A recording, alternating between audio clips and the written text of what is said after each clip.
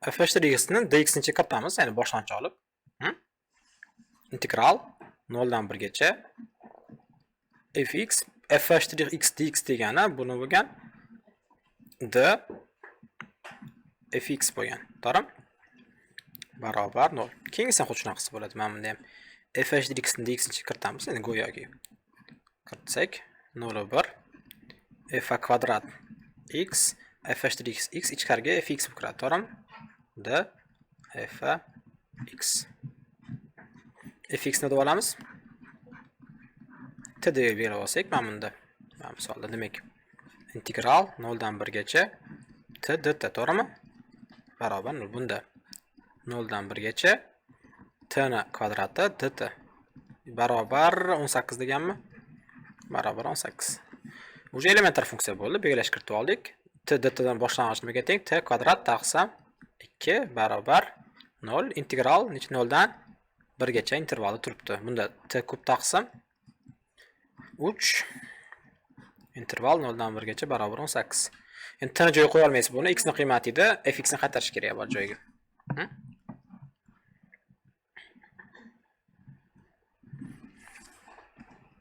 Xo'p, t ni joyiga qaytaramiz. fx midi? fx ni kvadrat taqsim 2 0 dan 1 gacha barobar 0. Ya'ni bir marta 1, bir marta 0 ni qo'yamiz. Kvadratni bu yoqqa emas, x ni so'q qo'yardik, mana bu yerga qo'yardik. Demak, f kvadrat necha? 1 ayrilgan f kvadrat 0 taqsim 2 barobar 0, to'g'rimi? 2 ni yoqqa proporsiya qolsa bo'ladi. Buni davom etib olaylik. Keling, t ni joyiga fx ni qaytaramiz. fx ni kubi taqsim 3 0 dan 1 gacha interval, demak 18. 1 qo'ysak, f kub 1 dan ayiramiz. f kub 0 taqsim 3 barobar 18. Xo'p, bunda 2 ni ko'paysa baribir 0 ga aylanadi, to'g'rimi? Buni yo'q o'tkazsak, f kvadrat 1 teng f kvadrat nimaga? 0 ga. Demak, bu yerda f1 yoki nimaga teng? f0 ga teng. Yoki f1 teng shuni minusligiga. To'g'rimi? Minusni qo'ysam bir-biriga teng chiqadi baribir. Ikki xil versiya bor. Yoki bunaqa, yoki bunaqa. Xo'p, men kvadrat yo'qotish ikki tarafga dizib berdim. Qisqaring ular nimada chiqadi? Modulda chiqadi. Bitta plus, bitta minus qoldim.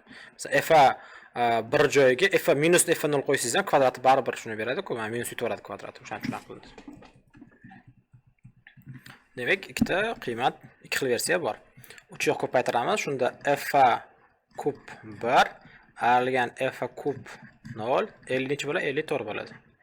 Xo'p, meni o'rniga qo'yib ko'ramiz. Masalan, f1 bizda savol nima so'ralgandi o'zi? f1 so'ralganiga qarang. f1 so'ralgan. Demak, f0 ni f1 o'rniga f0 joyiga f1 qo'shimiz kerak. Ya'ni men minusni yo'q o'tkazib qo'yaylik. f0 qiymati f1 ga teng, mana bu joyga qo'yamiz. f kub 1 f0 joyiga f1 qo'ysangiz agar, ikkalasi bir xil bo'ladi va ayirmasi 54 chiqadimi? Yo'q. Demak, bu versiya xato. Buni qo'yish kerak. Agar buni qo'yganingizda minus qo'ysangiz, mana minusi plusga aylanadi va ular qisqarmaydi. Ikkalasi ikkita f kub 1 teng 54 bo'ladi. 54 ni 2 ga bo'lamiz, necha? 27. 27 mani kubi 3. Demak, f1 3 ga teng. Demak, tayyor bu. f1 qiymatini topdik. Necha ekan? 3. A qism tayyor. B bo'yagini o'zi shekilli bu ham. Ichiga kiritasiz. Da, buni ichiga kiritasiz, yana to'g'rimi? 0 dan 1 gacha f4x. Demak, nima bo'ldi? D fx bo'ldim. Belgilash kiritmasi ishlab ketamiz birato'la. f4 boshlanishi shunda f5x taqsim necha? 5 bo'ldi. Belgilash kiritib tashlaganimizda. 0 dan nechigacha?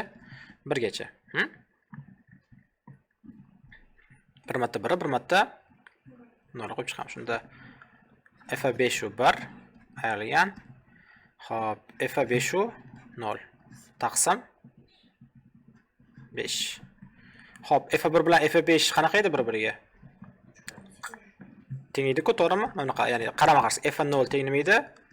f1 minusliga teng edi, to'g'rimi? mana bu joyga qo'ysiz. Mana bu joyga f1 nimasini qo'yasiz? Minusini qo'yasiz. 5 barib minus oldiga chiqarib tashlaydi. Minus bilan minus plyus beradi. Ikkasi bir xil bo'lib qoladi. Qo'shadigan bo'lsangiz, nima bo'ladi?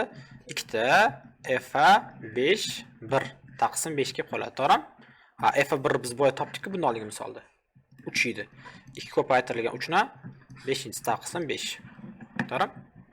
3 ni 5-chisi 243 2 ko'paytirsak 486 taqsim 5. Xohlasangiz 10 lik kasb o'tkazing. Xohlamasangiz 3 qoldiring. Demak javob 486 taqsim 5 ga teng.